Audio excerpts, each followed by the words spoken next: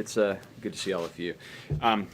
I will be, I'll be brief and just provide a little bit of market context and then let Secretary Vilsack really get into the steps we're taking as an administration. But as Jen said, the context here is the focus, the appropriate focus on the question of grocery prices and the increase in grocery prices that we have seen recently over the last couple of months.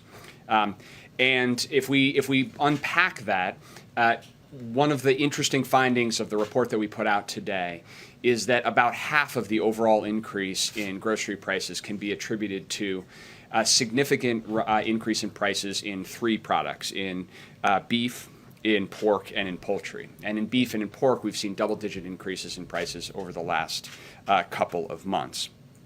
In fact, if you look at the category that is grocery prices, what economists call food at home, so food that is being purchased to eat at home, in a number of areas we've seen, if you take out those three categories, we've actually seen price increases that are more in line with historical norms. And we've seen some categories, for example, fresh fruits and vegetables prices have actually declined since the end of last year. And if you look at a category of prices like eggs, obviously a similar supply chain, similar input and feed costs to poultry, the price of eggs has actually come down over the last couple of months. The real drivers in these three areas, these three proteins.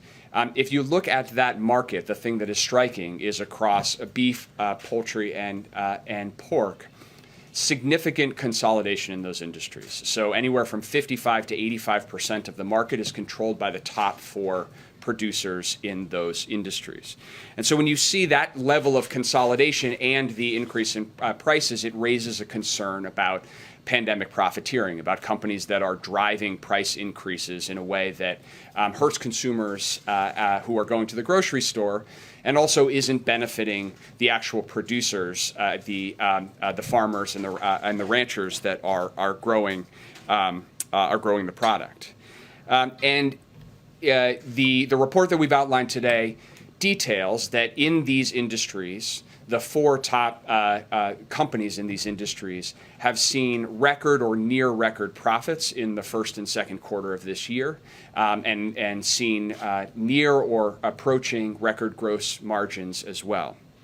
So we have a story of consolidated industries with companies that are generating record profits and then driving price increases for consumers without passing on those benefits to the underlying producers. So this raises for us one of the issues that was core to the president's direction to all of us and his entire cabinet to focus on ways that promoting more competitive practices and more competition across industries could actually lower prices for consumers and benefit middle-class families. And so with Secretary Vilsack in the lead, we have been focused on steps that we can take as a federal government to try to drive more price transparency, encourage greater competition in this sector in an effort to help ranchers, help farmers, and help consumers at the grocery store as well. This is part of the president's competition executive order that he signed a few months back. We'll be holding the inaugural meeting of the President's Competition Council on Friday, at which this will be one of several issues that we will discuss about promoting greater competition across the economy.